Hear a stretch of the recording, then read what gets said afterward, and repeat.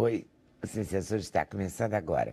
Hoje vamos aprender como o cérebro funciona para tomar decisões e fazer escolhas. Esse é o nosso assunto com o neurocientista Ramon Cosenza, que está lançando o livro Por que Não Somos Racionais, onde faz uma análise de como os seres humanos usam o cérebro. Você já pensou alguma vez em mudar de profissão ou já mudou?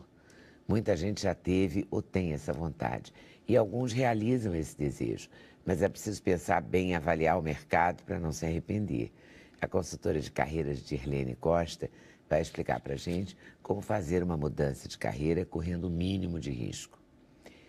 Não há mais como fugir da revolução causada pela internet. Quem está pensando em conseguir um emprego deve ter cuidado na publicação do currículo na rede.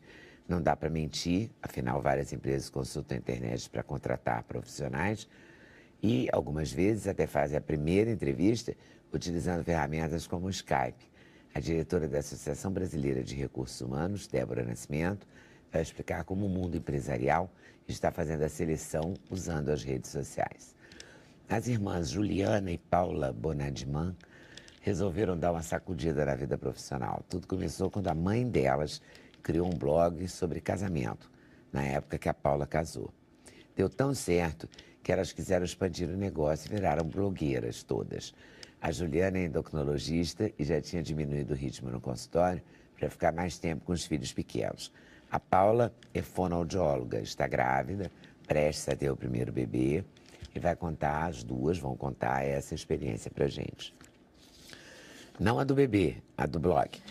E para a realização desse programa, contamos com a participação de vocês, nossos debatedores fixos, por e-mail, Twitter, Instagram e Facebook.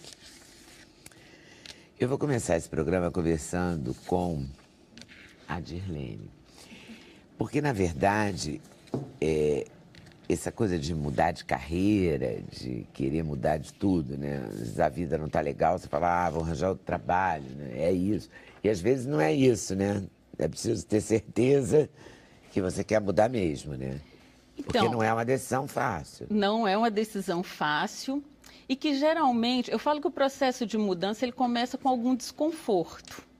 E muitas vezes nós tomamos decisões baseadas simplesmente nesse desconforto e não analisamos o porquê disso. E aí é onde há muito arrependimento e o medo, inclusive, de assumir riscos. Então, tem algo que eu sempre trouxe para a minha vida, né?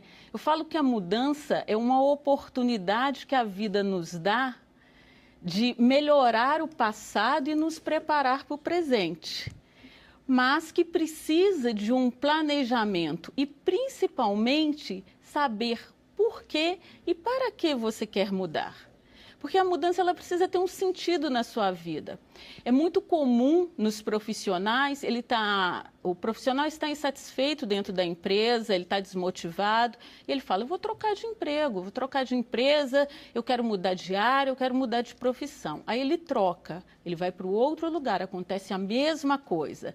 Em pouco tempo ele está desmotivado, aí ele quer de novo trocar. E aí fica aquele ping-pong.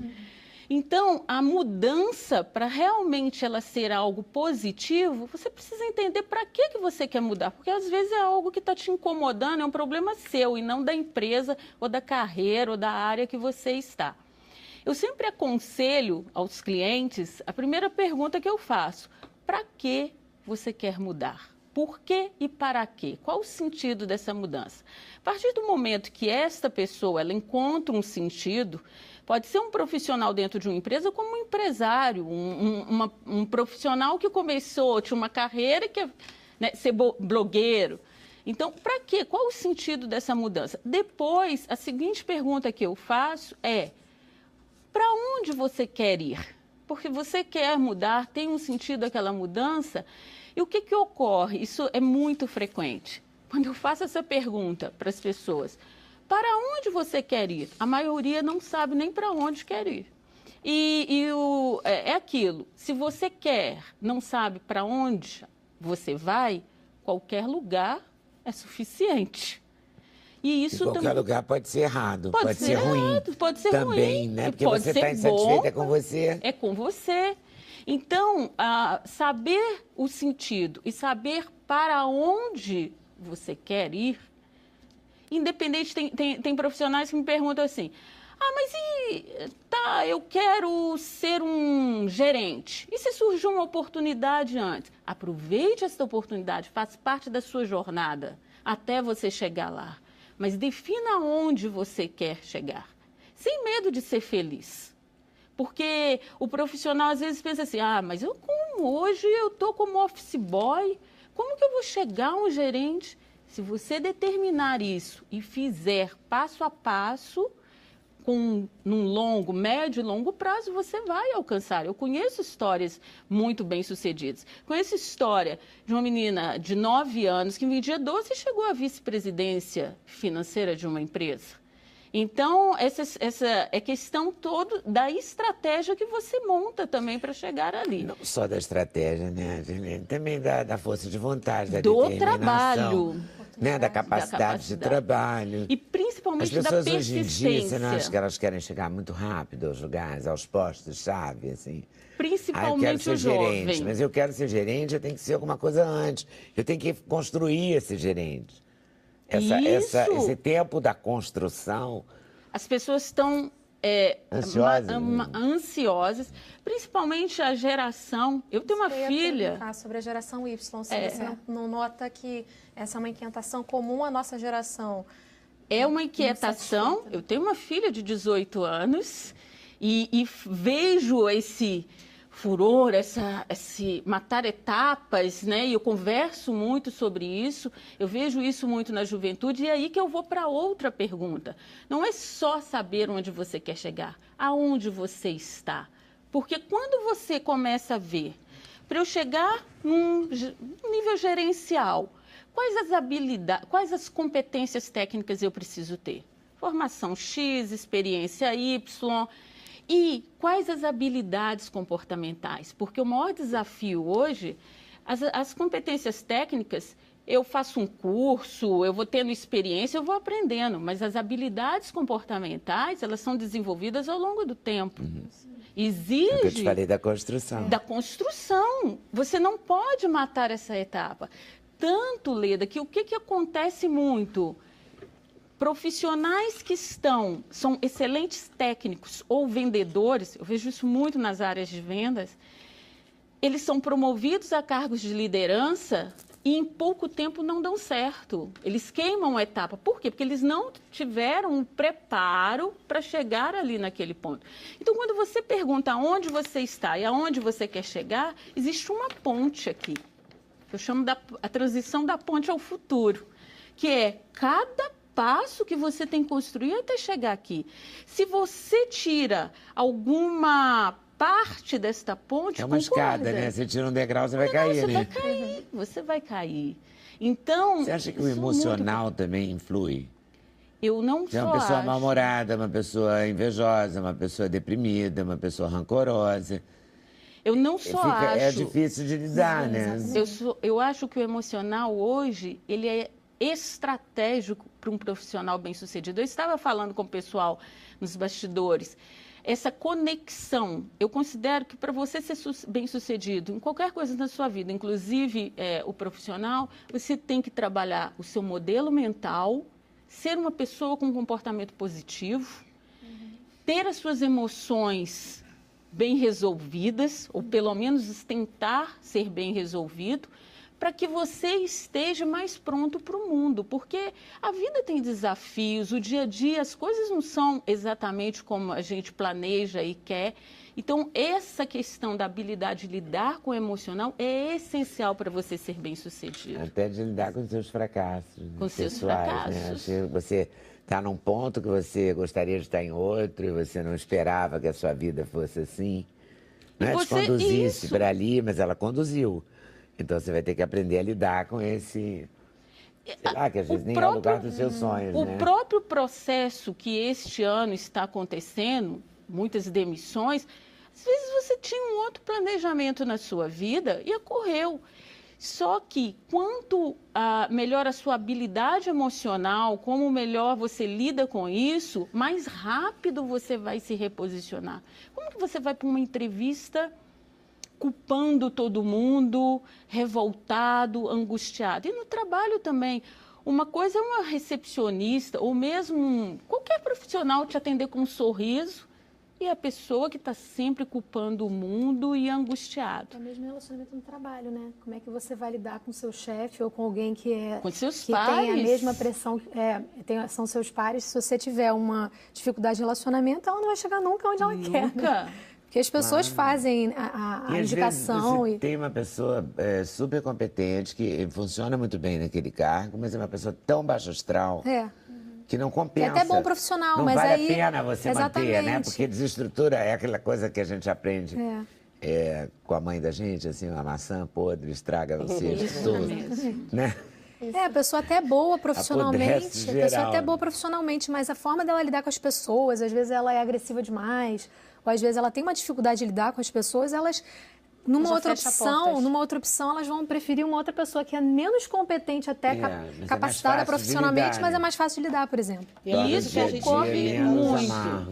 E a gente vê hoje, principalmente na área de RH, tantas pesquisas que dizem que as pessoas, na sua grande maioria, são demitidas pelos problemas comportamentais. Isso. Às vezes é um profissional com excelente qualidade técnica, uma formação excepcional, mas que não consegue lidar com as pessoas, com os seus times, com os seus liderandos. Então, assim, hoje a gente vê que o índice de demissão está muito refletido na falta de lidar com esse comportamental, esse modelo mental que ela tão bem falou. As pessoas, nas empresas, a gente fala muito isso. As pessoas são contratadas pela competência técnica e são desligadas pela falta de habilidade comportamental. Perfeito isso. Eu acho essa definição perfeita. O momento é muito esse. Muito esse. E tem uma frase assim que eu adoro de um grande coach aí, o Anthony Robbins, e ele fala: o encontro da preparação com a oportunidade gera o rebento que chamamos de sorte. Eu acho isso perfeito. É você se preparar para as oportunidades que vão acontecer e para as mudanças que vão acontecer. Quanto mais habilidades você tem, menores serão seus riscos e melhor vai ser a sua relação com os seus medos. Porque todos nós temos medo, mas você vai ter uma relação mais positiva. E vai passar pelo processo de mudança melhor. Como é que você tem sentido isso, Débora, na sua área, assim, eu sei que é uma área que você vai falar de currículo, de internet e tal, mas pela internet é possível perceber que uma pessoa é mais fácil de lidar ou mais difícil? Olha, a gente tem usado a internet muito como essa ferramenta complementar ao recrutamento e seleção, né? Hoje, como a Juliana lembrou, essa geração é uma geração que está totalmente conectada, né? Então, o processo pela internet, um processo seletivo para a internet é uma realidade, né? Ou você procurar o perfil daquele profissional para poder entender melhor como ele se comporta nas redes ou o que ele mais gosta de fazer, até utilizar a ferramenta da internet para realizar uma entrevista online. Então, nessa entrevista online, por mais que ele esteja do outro lado da câmera, você consegue perceber, né, o nervosismo, o ambiente que está ao redor dele, né, como ele se expressa. Então, mesmo numa situação virtual, a gente consegue, sim, deter como é que ele está vivendo aquele momento emocional dele, né? E é importante, quer dizer, porque hoje em dia as pessoas postam qualquer coisa, né? Do sanduíche ao... Né? É um negócio inacreditável. Acho que a gente está perdendo um pouco o filtro, né? Acho que a internet facilita tanto e também o acesso à internet no celular e a conexão está tão fácil que a gente perdeu um pouco do pudor, né? A gente está colocando desde o chiclete que a gente pisou na calçada, né? Até a festa que a gente saiu 4 horas da manhã. Né? Será que todo mundo precisa saber de tudo? Às vezes nem em bom estado. E às vezes a gente não posta, até o silêncio, né, deixa os outros preocupados também, né? Quando você deixa de postar. Eu fui gerente de comunicação de uma empresa e aí eu estava recrutando pessoas. E a primeira, você conhece a pessoa, ela envia o currículo e você tende, é algo natural, olhar no o Facebook da pessoa. Então, assim, realmente acaba sendo um filtro, um critério, porque você olha uma foto da pessoa completamente, assim, seminua, numa situação que meio esdrúxula, e você fica, será que essa pessoa, ela tem crivo profissional no momento? Claro, ela tem a sua vida pessoal, mas o que ela posta? Como que ela fala da antiga empresa dela? Então, assim, Mas tudo até onde isso... uma coisa está separada da outra. Exatamente. Você tem que ter um critério, né? Do que você vai postar, o que você vai deixar. Questão do filtro que você falou. É muito importante. Porque se você está sendo analisada profissionalmente, você tem que saber que a pessoa vai ver o seu Facebook, vai ver o seu Twitter, seu LinkedIn. O foco, né? Com certeza. Eu sempre dou como dica, né? Principalmente que eu trabalho com jovens no meu dia a dia, né? Meu foco muito é programa de estágio. Você falou da geração, é a geração que eu vivo, no meu recrutamento especialmente, né? Tenta se colocar do outro lado. Se fosse você se contratando e lendo e vendo as coisas que você posta, as imagens que você posta, você realmente se contrataria, né? Então, assim, eu acho que a gente tem que tentar fazer esse exercício de se colocar um pouco do outro lado, até para uma autocrítica, né? Exatamente. A verdade é que a internet, a gente fica tão íntimo, né, de quem a gente não conhece. Exatamente. Né, que às vezes as pessoas perdem a noção mesmo, saem da casinha bacana. Com né? certeza. E aí você Um fica... aspecto muito importante aí, essa questão da interação interpessoal, a leitura das expressões emocionais, né, que é uma coisa que, inclusive, se desenvolve ao longo do desenvolvimento infantil. Você tem que aprender a ler as expressões emocionais, comparar com as suas e saber até onde você pode ir. Atualmente, as relações interpessoais, elas têm diminuído muito, têm desaparecido muito. As pessoas se relacionam através de aparelhos eletrônicos, né? E isso leva a esses extremos. As pessoas elas não se contêm, elas expressam coisas que provavelmente elas não fariam pessoalmente. Né? Então, eu acho que nós estamos partindo para um mundo novo que a gente precisava educar um pouco mais essa questão das relações interpessoais pessoalmente. Né?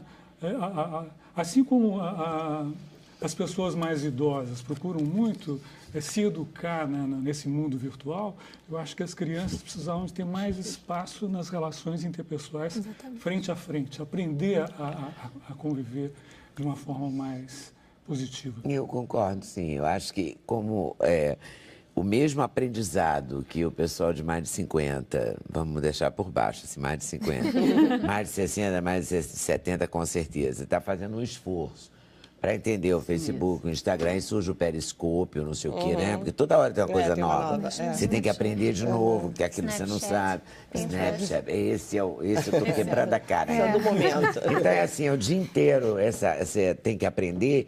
Os jovens tinham que aprender que o mundo da internet não permite tudo. Não é só isso. Né? Não é só isso, porque tá uma coisa meio liberou geral, né? Assim, todo mundo pode tudo. Não pode tudo. Porque na hora do trabalho, você não vai querer uma pessoa... Você vai querer contratar uma secretária, uma recepcionista com uma roupa de baile funk, que se veste eternamente com a roupa que ela iria a um baile funk. Eu não tenho nada contra ela ir ao baile funk. Mas não é a mesma roupa. Porque ninguém trabalha com a mesma roupa com que vai à praia. A imagem. Não é? Não é uma roupa. Então, assim, pode usar bermuda no trabalho. Pode. Mas será que deve? Entendeu? E é qualquer bermuda? E é qualquer bermuda? Entendeu? Porque a bermuda já vem no shortinho, né? Essa coisa vai... Já vem com chinelo. Que já vem com E chinelo, na internet, o que eu percebo também? As pessoas expõem muito, o que você me perguntou da questão emocional, muito as suas emoções ali. E elas não percebem que, de repente, tem um recrutador ou tem alguém ali que está te observando. Se você mostra toda aquela fragilidade emocional, né? Fulano me traiu, porque eu já vi isso. O mundo é não sei o quê, eu estou revoltado. Tem pessoas te observando ali. O que o profissional, na minha opinião, ele precisa perceber é que o tempo inteiro nós estamos sendo observados.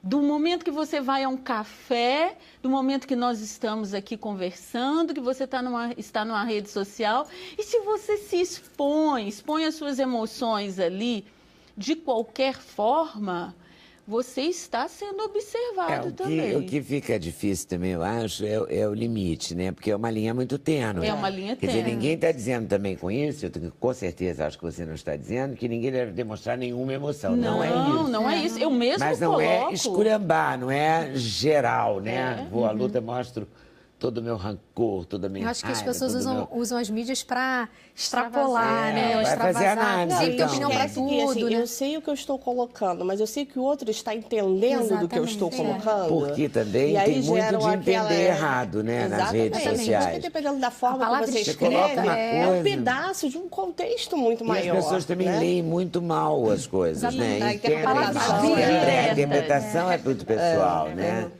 Então, assim, Às vezes será você que o escreve outro uma está coisa que é entendendo? absolutamente tranquila e aí a E a pessoa pessoa começa compreende a de outra ver... forma, né? Não, né? e os recados que acham que foram dados, velados, né? Ih, me mandou um recado. Isso. foi Pronto. para mim. Pois é, aquilo- Especialmente Já eu vejo veste a muito carapuça e profissional sai. que posta no horário de trabalho. Aí posta uma frase enigmática.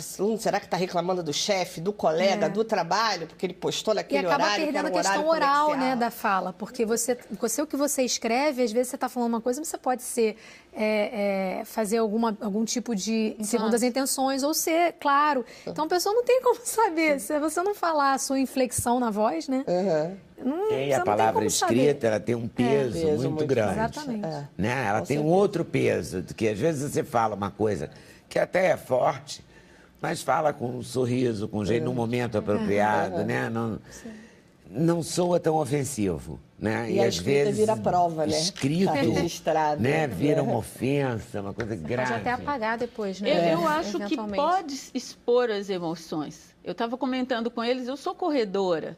E quando eu faço uma corrida, eu tenho uma emoção tão grande aquilo que eu coloco, a foto exponho e tal. Mas Mostra a medalha. mostra, ainda mordendo. Ainda Morde a medalha. Morde a medalha, não pode quebrar o dente, né? Não pode, isso não pode. Mas assim, colocar indiretas, porque aquilo ali outras pessoas podem ter... Ser deselegante, deselegante, né? Ser entendeu? racista. É igual o e-mail né? também, que precisa ter cuidado com o e-mail. E com o e-mail que você manda da empresa também. Vou fazer um intervalo, a gente volta já para falar por que a gente não é tão racional assim, né? Por que a gente não é racional, que é o tema do Ramon, e também por como é que a gente muda de história, muda a nossa história, que essas meninas mudaram as delas, né? Estão mudando ainda, estão em processo de mudança. Já a gente volta, Sem Censura, o programa na TV Brasil.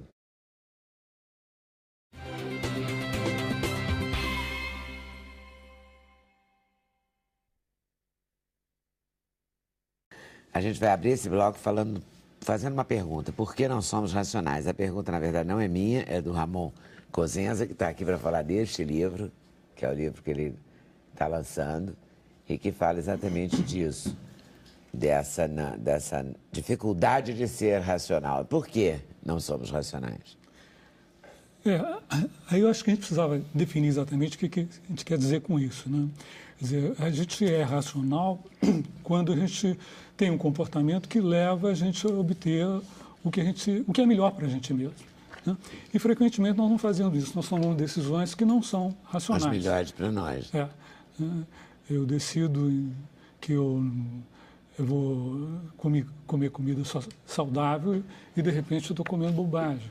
Eu decido que eu quero emagrecer e fico na frente da televisão ou na frente da internet e não me exercito, né? Então, por que nós não somos racionais? Porque o nosso cérebro, a maneira como ele se desenvolveu, nos leva a comportamentos desse tipo, né? Muitas vezes as pessoas pensam que a mente é uma coisa separada do corpo ou do cérebro. E, na verdade, os nossos processos mentais, elas são fruto do funcionamento do nosso cérebro. E o cérebro que nós temos, ele passou por uma evolução, né? O cérebro que nós temos, ele tem componentes, por exemplo, que já estão no cérebro de um crocodilo, de um jacaré, estão componentes do cérebro de um rato, né? E o nosso cérebro é muito mais desenvolvido, muito mais complexo. O que aconteceu é que, ao longo da evolução, né, nós fomos incorporando, o cérebro foi incorporando novos componentes, né, mas que passaram a funcionar com os componentes antigos também.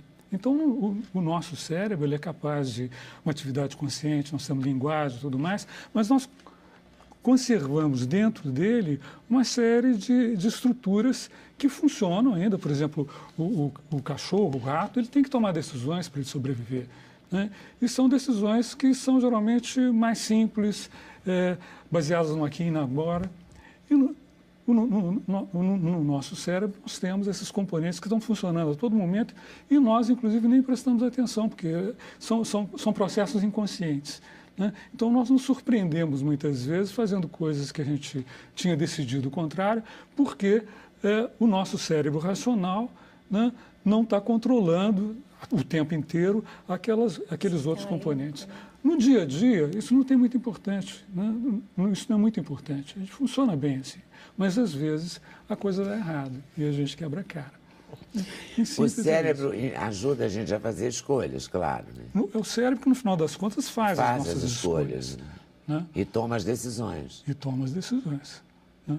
De todo mundo, mesmo das pessoas mais emocionais? Como é que fica, assim, o equilíbrio disso? Emoção, razão? Hoje a gente está sabendo que as emoções elas são essenciais para a gente agir, inclusive, racionalmente, né? Quando você tem lesões em determinadas partes do cérebro que atrapalham o componente emocional, você acaba não funcionando bem também racionalmente. As duas coisas estão interligadas. Durante muito tempo se pensava que a emoção era uma coisa primitiva, né, que só existia. Inclusive a gente fala muito isso. Você está agindo de forma emocional, né? Como uma acusação, não é de acusação. E, na verdade, a gente deve sim prestar atenção nas emoções. A gente não pode ser tomado por elas, porque as emoções geralmente liberam esse componente automático, né? E a gente não tem o controle sobre ele. Mas a gente precisa prestar atenção nas nossas emoções, porque elas direcionam exatamente o nosso comportamento, frequentemente para o que é mais importante. Então, ela ajuda a gente a tomar decisões racionais. Você acha que, em relação aos currículos, esse equilíbrio emoção-razão pode ajudar? Quer dizer, a pessoa tem que se ligar nisso? Tem, eu acho que o procurar um emprego, uma colocação, uma recolocação, parte de uma estratégia, né? Como ela bem falou, onde eu quero chegar, né? Quais são as empresas que eu quero conquistar, onde eu quero estar, né? Isso tudo se reflete já desde o currículo. Você tem que formatar aquele currículo da maneira mais vendedora, que aquele profissional que está do outro lado, ele veja, poxa, eu quero conhecer nessa pessoa. Porque o currículo é aquele primeiro contato, um contato frio, um papel, que às vezes você não tem muito espaço para dizer tudo, e o recrutador não vai te conhecer somente pelo currículo, mas ele tem que despertar o desejo no outro de te conhecer, de marcar um encontro. Mas ele vai ver coisas que ele não quer ver pessoalmente. Exemplo, currículo com foto segurando bebida, exatamente. Mas isso aí ele já é eliminado no início do processo e nem gera essa... Tem que se tocar com a imagem que você vai colocar ali também, estrategicamente, né? O que eu quero vender da minha imagem através daquele currículo, né? Se eu estou colocando uma foto que nem é necessária no currículo, a gente nem recomenda que tenha, né? Mas se eu estou colocando informações que não são relevantes, de repente eu estou pleiteando uma vaga para a área financeira e eu estou colocando que eu fiz um curso de música. Isso. Será que para aquela posição, para aquela função, eu tenho que dizer tudo que eu fiz na minha carreira? Ou eu posso escolher o que mais se enquadra para aquela vaga que eu estou pleiteando, para que aquele currículo desperte realmente muita atenção para aquilo, né? Então, são estratégias que a gente tem que fazer e dosar essa razão e emoção para a gente ser vencedor lá na frente. Você contrataria para diretor financeiro da sua empresa alguém que fez pós-graduação em flauta? Né? É tipo assim, a música tem que fazer o advogado do diabo para você. Exatamente. Né? Não, foi importantíssimo para você tocar flauta, mas dependendo do curso que ele desenvolve. Um realce, é isso? De repente, dependendo do curso que ele desenvolveu, que ele fez uma atividade extracurricular, você depreende muitas coisas e competências e habilidades que ele tem que podem sim ser importantes para uma área financeira. Então, né? é bom colocar, só tem que saber colocar e o que colocar. Né? Trabalhos voluntários normalmente é bem importante, né? Muito, porque você vê que a pessoa está ali disposta, né, ceder o que ela tem de melhor, não está visando o lucro, ela está querendo ter um espírito colaborativo. Mas então, ela tem que ser verdadeira, né? Com certeza. Se faz depois. Que faz de verdade. E isso no decorrer depois do processo, a gente acaba conseguindo vai apurar. descobrir. Se você apurar que ela está mentindo também, já é um ponto negativo para você não chamar. Isso a gente pega muito quando a pessoa fala que tem inglês fluente e aí você, de repente, passa para entrevista em inglês. e a pessoa não consegue nem responder o seu nome corretamente. Então, assim, o currículo tem que ser muito verdadeiro, porque isso ao longo do processo vai ser checado de várias formas, inclusive na internet, se a gente quiser, né? Não, é bom, é melhor não blefar. Com certeza, não é pouco. É melhor deixar o racional se sobrepor ao emocional, no caso do trabalho hoje? Em alguns momentos, não tem dúvida. Né? Mas o que acontece é que, na maior parte das vezes, a gente não presta atenção. Eu vejo, por exemplo, o comportamento alimentar. Né? A gente sabe que a gente come mais quando o prato é maior. Né? Não é à toa que nos restaurantes self-service eles botam um prato maior. A gente acaba botando mais comida no prato e comendo mais, porque botou lá, você come também sem prestar atenção. Né? Tem um trabalho muito interessante que mostra o seguinte, feito no supermercado. Numa sessão de vinhos, né, eles colocaram música ambiente. Quando a música era francesa, subia a venda de vinhos franceses. Quando tocava música alemã, subia a venda dos vinhos alemães. Né? E depois eles iam perguntar para as pessoas por que elas tinham comprado. Não, eu comprei porque eu gosto do vinho alemão, eu gosto do vinho francês. Elas nem tinham prestado atenção que a música está influenciando. Como a gente não presta atenção que o tamanho do saco de pipoca nos leva a comer mais. Né? Então, muitas vezes, a questão do racional e do emocional nem é tão importante. O inimigo, realmente, do racional não é o emocional, é o comportamento automático, autônomo, que é levado por esses sinais que levam a gente a tomar decisões que são inconscientes. É a coisa subliminar, então. Subliminar. E isso acontece a todo momento. Porque você vê que no final, nos caixas do supermercado, só tem coisa superficial. Coisa meio... Os supermercados são frita, mestres chocolate. nessa arquitetura da escolha. Eles colocam... Né? Inclusive, assim, balas são colocadas mais embaixo, onde as crianças escolhem e peçam. E isso é bem pensado pelo supermercado. Você pensa, não é muito racional. Do supermercado. A gente tem que, na verdade... ficar com, sei lá, com... Você é mineira, né, Dirlene? Vou falar uma coisa de mineira, eu também sou mineira. Em vez de ficar como mineiro com os 2 pés atrás, ficar com 1,5. 1,5. Mas 1,5 é melhor manter. Né? Porque toda hora tem uma cilada, né? Sim. Com certeza. O tempo todo cilada. Na compra, sobretudo nas relações de consumo, né? Tem coisas também que são devidas à evolução do cérebro, né? Por exemplo, nós, seres humanos, evoluímos em grupos. Né? Então, o pertencer a um grupo faz uma diferença enorme. Né? E tem experiências mostrando o seguinte, se você pega um grupo de pessoas, põe numa sala e joga moeda, e separa em 2 grupos e bota eles para trabalhar um pouquinho. Dentro de meia hora, as pessoas já estão achando que o grupo delas é melhor do que o outro grupo, estão achando que as pessoas do grupo delas são mais simpáticas, que os outros não têm diferenças. E isso leva a comportamentos no nosso dia a dia. Né? A gente vê, por exemplo, nas torcidas de futebol. A coisa vai para a violência enorme. Né? Dentro de uma universidade, se bota calouros e veteranos. Um grupo começa a ficar realmente inimigo do outro. E se você mistura com álcool, por exemplo, degenera para a violência. E é uma coisa, então, embutida no nosso cérebro. Nós somos... desenvolvidos para funcionar em grupos. É do humano? É do humano. É uma coisa até interessante, porque eles já fizeram os cálculos, os grupos humanos pré-históricos funcionavam mais ou menos em 150 pessoas. E hoje, nas redes sociais, tem estudos mostrando que, geralmente, o grupo que funciona é no máximo de 150. Mais do que isso, você não tem condição de gerenciar. Então, voltamos à história. São coisas que são embutidas no cérebro da gente. Né? A gente conversando sobre essa questão de influência, agora existe justamente... existem os influenciadores digitais, que é a categoria na qual a gente se enquadra. Os blogueiros... Estou falando com 2 influenciadoras digitais. Sim, modernamente eu acredito que essa seja o melhor termo, exatamente. Blogueira já... porque a gente vai muito além. Não, a gente tem blog, mas a gente trabalha em diversas mídias, a gente extrapola os limites também das mídias digitais, faz encontros presenciais, promove eventos para transformação, enfim, a gente passa a ter esse peso também de influenciador, de comportamento, sem dúvida. Então, e há a questão do comportamento em massa, né? As pessoas olham para um modelo e acreditam que aquele passa a ser um modelo aceitável e que ela deve reproduzir. Exatamente. Então, daí uma sucesso, postura por exemplo, de muita na área da moda, responsabilidade. as blogueiras da moda ditam as regras do jogo. Sim. Né? Porque as pessoas passam a pertencer àquele grupo. Exatamente. Faz sentido. Ou as pessoas, por exemplo, no Instagram, que hoje falam que são os novos, né? Postou uma foto de um exercício até que errado e todo mundo copia aquilo ali. Então, realmente, como é que é a influência do cérebro, né, nisso de... tá todo mundo fazendo, eu vou fazer igual. Mas por quê? A questão do automático. Por que você está fazendo? Aquilo é saudável para você, para o seu perfil? A questão do automático é muito interessante. Muito interessante. Essa questão do conformismo. Você tende a adotar os valores do seu grupo. E de forma, inclusive, a crítica, a maior parte das vezes. Isso é do meu grupo, então eu faço igual. E como nessa Isso área vem desde digital? a moda, né, até a gravidez na adolescência, às vezes vira moda.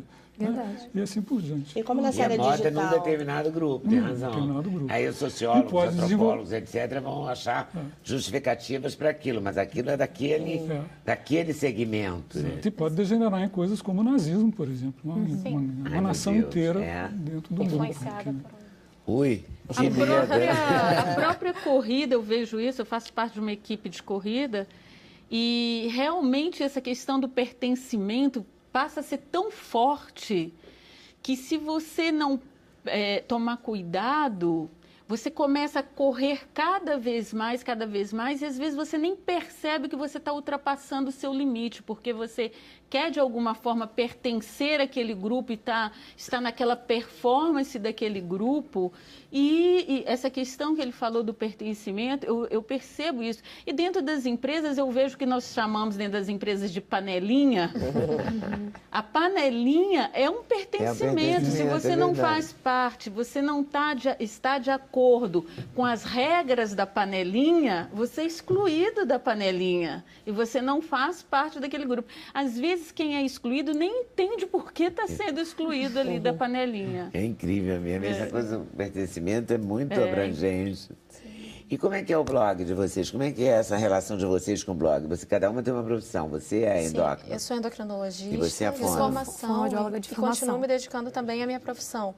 Mas a questão da mudança estratégica de carreira, na verdade, é aquilo que ela falou. Deve haver um senso de direção muito grande. Então, por exemplo, a gente sabe que o que sempre nos motivou foi motivar pessoas, ajudar pessoas a se inspirarem e a encontrarem caminhos novos. Então, seja na minha profissão de médica, quanto nessa profissão de influenciadora digital, de pro-blogger, esse é um caminho que é totalmente natural. Então, claro, surgiu uma oportunidade. Na época, minha mãe, na época do casamento da Paula, em 2009. Você já estava casada? Eu já estava casada. Casou em 2004. Casada em 2004. Ela tem carinha de nova. Nós temos uma carinha de nova, mas ela nós somos tão de velha. Não é. Eu tenho 34 anos. E você? 33. Isso. Mas, então, nessa época, a minha mãe começou a fazer um diário de mãe de noiva e, de repente, quando a gente foi ver, o blog já tinha mais de 2 milhões de acessos. Todo mundo e era algo bem pessoal, era um diário normal, de mãe. Exato. Hoje fomos ver a casa tal, o doce tal, uma coisa natural, né? E isso começou a tomar uma proporção muito grande e, de repente, a gente precisou se unir a ela para dar conta do feedback do público, para tentar gerenciar as marcas que queriam aparecer no blog, porque há a questão do comportamento da sociedade. Então, se a fulana está consumindo, deve ser bom para mim também. Então, as marcas passam a ver ali uma oportunidade de visibilidade, claro, de negócios. Então, isso passa a ser também o negócio que movimenta, que gera renda dentro dos blogs, de uma forma geral, né? E a gente se uniu a ela e agora a gente expandiu a marca. A gente não fala só mais de casamento, a gente fala de lifestyle, de estilo de vida e, principalmente, o nosso objetivo é tentar inspirar pessoas a terem uma vida com propósito, com significado. A gente agora está promovendo um evento que vai acontecer dia 12 de novembro, justamente falando sobre empreendedorismo, economia criativa, enfim, formas novas da gente poder se posicionar e até enfrentar a crise juntos, né? Então, e de que trata o blog? De tudo? De início era apenas de casamento. Depois, conforme as leitoras foram acompanhando a gente, que a gente está desde 2009, né, ativo mesmo, o blog não parou até lá, desde então, a gente expandiu, as leitoras casaram, começaram a ter filhos e foram também querendo mais, e nós também, né? De início eu era apenas noiva, depois eu me tornei uma mulher casada e aí minha irmã com filhos. Então a gente começou a falar do universo feminino de forma geral. Então não apenas de casamento, a gente fala de moda, a gente fala de decoração, a gente fala de festas infantis, a gente fala de empreendedorismo, a gente fala de viagem, receitas. Então tudo que as mulheres gostam, querem o universo feminino, querem né? um pouco, é a nossa temática. Exatamente, querem um pouco tirar essa coisa pesada da vida, né? A gente fala que a gente gosta das coisas leves e boas da vida. Então... E a mãe foi tirada do blog? Não, ela é peça fundamental até hoje. Ela continua muito presente. Ela aqui nessa foto? Ela aqui, se quiser. Tá feliz ela com as flores e os sem filhos. dúvida. Esse foi um dos eventos que a gente fez esse ano. Mas a gente faz eventos também para o segmento de casamentos e esse agora que a gente vai fazer abrange também casa e decoração, design, enfim. E aí tem tudo, quarto do bebê, quarto da casa. Decoração, moda, a gente fala porque aqui já é um quarto, né? Já é um quartinho de bebê. Sim, já tem um quartinho de bebê. Eu sou mãe de 2 filhos, a Paulinha está grávida agora. E a gente... Agora mesmo, né? Exato. Então, bem grande. E a gente também tem essa oportunidade, tendo uma carreira mais flexível, até de poder estar mais próximo da criação dos filhos. Quando ele falou sobre a questão das crianças e você poder ajudar elas a adquirirem habilidades emocionais, eu acredito também passe muito por isso, a possibilidade da mãe acompanhar esse período tão tenro, né, da vida de uma criança. É fundamental. Fundamental. Então, é uma carreira que propicia essa proximidade também, o que é ótimo por isso. E bacana que vocês podem ser mães e, ao mesmo tempo, não abandonar, né? Ter uma atividade, ser produtiva. Sim, né? Fora que no nosso caso, a gente trabalhar em família é algo ótimo, né? Sim. A gente... Vocês não brigam, não? Claro, como qualquer irmã. Claro que a gente briga muito, mas isso é construtivo, isso é dinâmico. Mas é melhor brigar com a minha irmã do que brigar com o chefe. Exatamente. A gente aprendeu isso, né? Porque qualquer trabalho, em algum momento, né, ele é prazeroso, mas em algum momento ele acaba sendo estressante, né? Tem muita gente que fala, então você ter blog é uma coisa super hiper fácil. Não, você tem os seus momentos de dificuldade, de desafios. Você trabalha 24/7. Você não tem descanso, não tem feriado, não tem final de semana. Eu não tenho licença maternidade, por exemplo. Então, assim, mas ao mesmo tempo é prazeroso você se estressar com alguém com quem você ama. Então, hoje a gente está brigando, daqui a pouco estamos bem. Então, tá tudo certo. E a gente está produzindo algo que toca a vida das pessoas. Isso é uma coisa maravilhosa, né? Então, vale muito a pena. É lúdico, é leve, e ao mesmo tempo a gente tem a possibilidade de motivar pessoas. Então, estão no caminho certo, Débora? E é muito bacana esse trabalho que elas fazem, porque, como você falou, é legal motivar as pessoas e vocês devem ter respostas muito rápidas. Sim. Então é ótimo quando você tem um trabalho, assim como é o seu, que o público, né, participa, você rapidamente ter o retorno daquilo que você está produzindo, né? É tão prazeroso, né? Você saber que você está no caminho certo. Quando eu tentei fazer revista, foi a coisa que mais me incomodou. Sabe, você sempre está 3 meses antes, sabe, do tempo. Então, Natal para você é em setembro, então eu não gostava daquilo. Era esquisito, sabe? O tempo parece que era outro tempo. Então né? A televisão tem esse imediatismo que o blog, que a internet tem. A internet traz, né? Essa facilidade de você ter resposta. Não sei se é bom ou ruim para o racional. O que é esse imediatismo, essa pressa. Quer dizer, a atividade racional ela é mais lenta, né? No dia a dia é aquela história, a gente vai levando e tal. Sempre que tem uma decisão mais importante para tomar, é bom parar e pensar. Né? Mas não toma tanto tempo assim também. Não toma tanto tempo. E você faz uma análise de como os seres humanos usam o cérebro, aqui no seu livro. Na verdade, eu tento explicar por que nós tomamos essas decisões que muitas vezes nós não sabemos explicar. Ou então, por que a gente toma uma decisão consciente e, de repente, se pega fazendo a coisa contrária, né? As decisões de ano novo, né? Esse ano eu vou fazer isso, isso e isso. E, de repente, você está fazendo tudo ao contrário. Né? Isso é muito bom para a dieta, né? É. Você começa no café da manhã e quando chegar no jantar da noite, o comportamento alimentar tem muito disso, né? Exatamente porque, vejam que o comportamento alimentar, ele existe em todos os animais e geralmente isso é regulado por esses mecanismos automáticos, né? Para a gente tomar uma decisão consciente, levar isso a sério, você tem que realmente se policiar o tempo inteiro. E isso gasta energia, geralmente é um pouco aversivo, né?